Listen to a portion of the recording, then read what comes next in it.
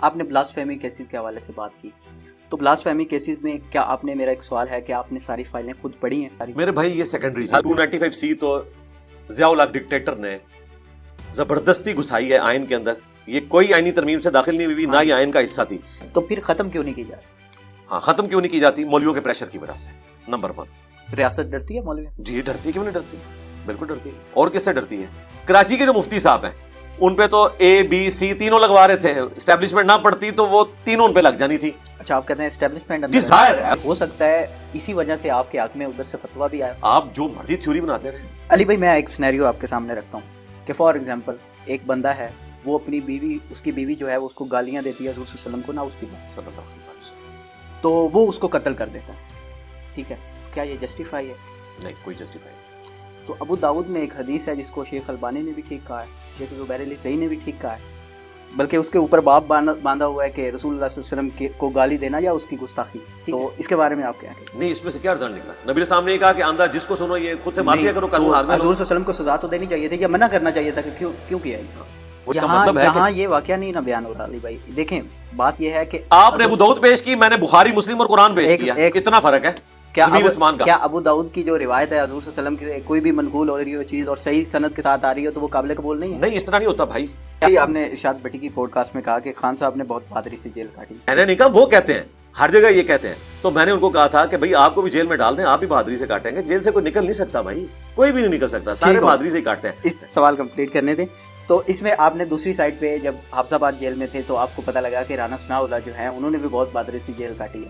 تو علی بھائی سارے واقعات آپ کے ساتھ ہی ہو رہے ہیں، مطلب وہ بندہ آپ کو آ کے بتا رہا ہے، نون لیگ کے کسی بندے نے یہ بات بیان نہیں کی، سارے تو اڈ ہی سکے. مجھے اور باتیں پتہ ہے، مجھے شہباز شریف صاحب کے بارے میں پتہ ہے. چلے میں آج نئی بات کر دیتا ہوں. آپ نے کہا کہ دو ہی کنگ ہیں سوشل میڈیا کے، ایک عمران خان اور دوسرا انجینئر محمد علی مرزا، اور ساتھ یہ بھی کہا تو اب تو انجینئر محمد علی مرزا. اس کو آپ یہ نہیں سمجھتے کہ یہ سیلف اوبسیشن کا آپ شکار ہیں؟ اس میں سے نکالا کیا ہے؟ اس طرح کے جملوں سے کوئی تکبر والی بات نہیں ہوتی. اس میں سے نکالا کیا ہے؟ آپ حضرت علی کو معصوم مانتے ہیں؟ سیدنا علی کے بارے میں میں نے بارہا بتایا کہ انہوں نے مرتدین کو قتل کروا دیا تھا اور زندہ جلوا دیا تھا. بس ایک ہی ہے. بخاری میں روایت ہے کہ حضرت عبد الرحمن بن عوف کہتے ہیں کہ حضرت علی کو تما تھا عہدے کا. ایک روایت لینا، دو روایتیں نہ جوڑیں گے. آپ دو پھینک رہے ہیں، میں ایک کو سنبھالوں گا دوسرے کو. آپ ایک پہلے سوال کریں. آپ ہمارا مقدمہ گورے کی عدالت میں لے جائیں، وہاں پہ ڈسکشن کریں کہ نبی اسلام کی وفات کے بعد کس کو خلیفہ چنا جانا چاہیے تھا.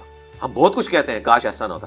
میری خواہش تھی کاش جنگ صفین نہ ہوتی، لیکن پریکٹیکلی ہوئی ہے. کاش جنگ جمل نہ ہوتی، لیکن پریکٹیکلی ہوئی ہے.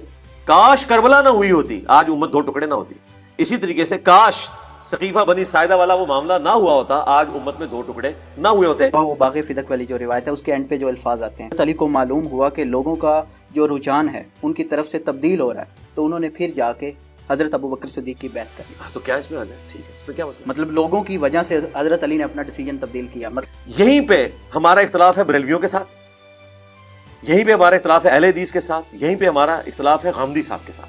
آپ نے مقدمہ کھڑا کیا غامدی صاحب نے کہ جی قرآن پاک جو ہے یہ سپیریئر ہے، تو بھائی قرآن کی روح سے حضرت فاطمہ کا حصہ مانگنا بنتا تھا حضرت ابو بکر سے.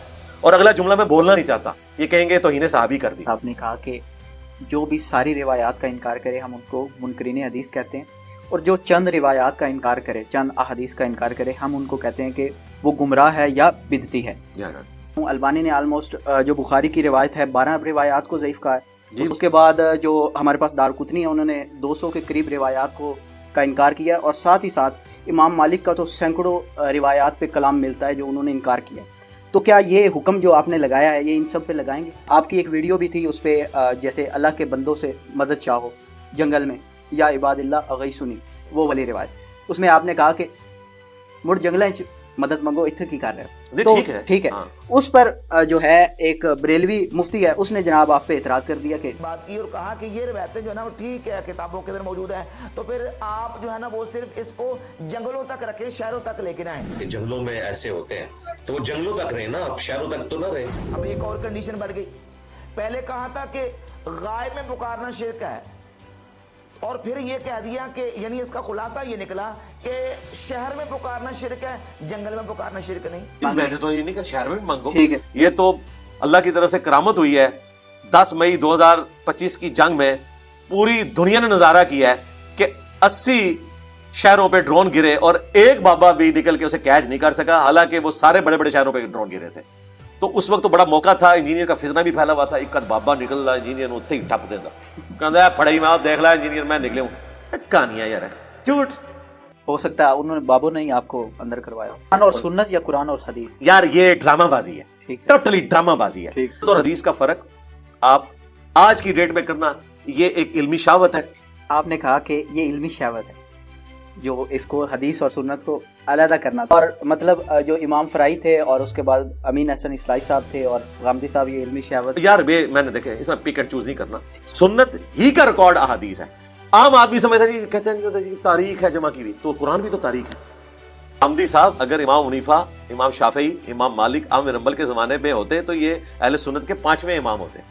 جی آپ کے کیمرے میں نئی بات کر دی. ایک اور روایت جو ہے ابو داؤد میں بھی آتی ہے, اس میں جو الفاظ ہیں اس کا مفہوم یہ ہے کہ آپ سمیع علیم جو ہے اس کو عزیز حکیم پڑھ سکتے ہیں, یہاں تک کہ عذاب کو رحمت میں اور رحمت کو عذاب کے ساتھ. کیسے لکھا یار ہے کہ تو سن کے آگے 10 نہیں, یہ لکھا ہوا ہے, یہ میں آپ کو روایت دکھا دیتا ہوں. اس کو البانی اور شعیب ارنوت نے صحیح کہا. نہیں روایت کہاں پہ ہے, میں آپ کو دکھاتا ہوں. ابو داؤد میں روایت ہے, میں ابھی دکھا دیتا ہوں آپ.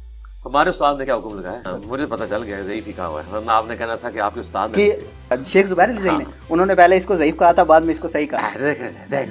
پہلی بات یہ کہ مجھے اس روایت کی صحت کا نہیں پتا, اور اگر یہ روایت میں آپ کو بڑے وسوخ سے رک جائے نا یار, مجھے کوئی فرق نہیں پڑتا, ایک آدھ روایت سے میں ڈاکٹر نہیں کھڑی کرتا. آپ وہ نابینا عورت والا واقعہ لے آئے تھے تو میں نے اس پہ کوئی ڈاکٹر مان لیا. سوشل میڈیا پہ نا نازیبا ویڈیوز وغیرہ کا بہت زیادہ لیک ہو رہی ہیں اور سلسلہ شروع ہوا, تو اس بارے میں آپ کیا کہیں گے, اور عام عوام الناس کو اس اللہ کا شکر ہے میں نے کوئی اس طرح کی ویڈیو نہیں. لیکن 9 مئی کا جو واقعہ پیش آیا پی ٹی آئی والا, ٹھیک ہے, پرانی بات کر رہے ہیں, بہت سی عوام نکلی, اپنے کسی نے اکسایا ہوگا یا کسی کی محبت میں نکلی ہوگی, اس کو سائڈ پہ رکھتے ہیں. لیکن جو افیکٹڈ فیملیز ہیں, فار ایگزامپل جن کے اب بچے نکلے, انہوں نے ایکسٹرا جوڈیشل ایکٹیویٹیز پرفارم کی, توڑ پھوڑ کی, تو ظاہر سی بات ہے انہوں نے قانون کو ہاتھ میں لیا.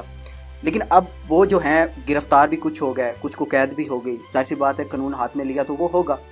لیکن اب دیکھیں کہ جو وہ پارٹی ہے پی ٹی آئی, اس کے یوٹیوبرز کی طرف سے ان کو صرف ایک بیانیہ مل رہا ہے, اور وہ بیانیہ کیا ہے کہ اس روٹی کھاتی یا نہیں, اس مرغا کھاتا اسی یا نہیں, اس جناب پتہ نہیں یہ کر رہے ہیں یا نہیں, ٹھیک ہے. ایون اس کی بیوی کو بھی بول گئے, وہ اس کی بیوی کے رشتہ داروں نے کہا کہ ساڈی بشرا آنٹی کا بھی ذکر کرو, وہ بھی اتنے ہی جے, ان کو چھوڑ دیں. انہوں نے شاہ محمود قریشی کو پوچھ لیا, وہ فواد چودھری صاحب کا بھلا ہو کہ وہ جا کے ملے اپنے ایک تعلق کے اوپر, ورنہ انہوں نے ان کو جا کے ملنا بھی نہیں تھا راجہ صاحب نے. اب جو سب سے بڑا ان کا یوٹیوبر بیٹھا ہوا ہے امریکہ کے اندر, اس کو تو ڈس آن کیا ہوا ہے جماعت نے, اور جماعت کی ہر میٹنگ میں وہ بیٹھا ہوتا ہے, جو پنجابی میں ولاگ کرتا ہے, جس کو بولنے کی بھی تمیز نہیں ہے. یوٹیوبرز کو ڈالرز ملیں گے مہاتما کو ڈسکس کرنے سے, غریبوں کو ڈسکس کرنے سے نہیں. اس کا تعلق صرف خان صاحب کی زندگی کے ساتھ ہے, یہ میں آپ کو بتا دوں. اس کے بعد ان کی زندگی میں وہ اندر ہیں تو یہ لوگ لڑ رہے ہیں, ٹھیک ہے, کیونکہ یہ لیگیسی آگے چلتی ہوئی مجھے نظر نہیں آ رہی, کیونکہ اتنی زیادہ پارٹی بن چکی ہے. نون لیگ نے بھی ختم ہو جانا تھا کہ مریم نواز نہ ہوتی.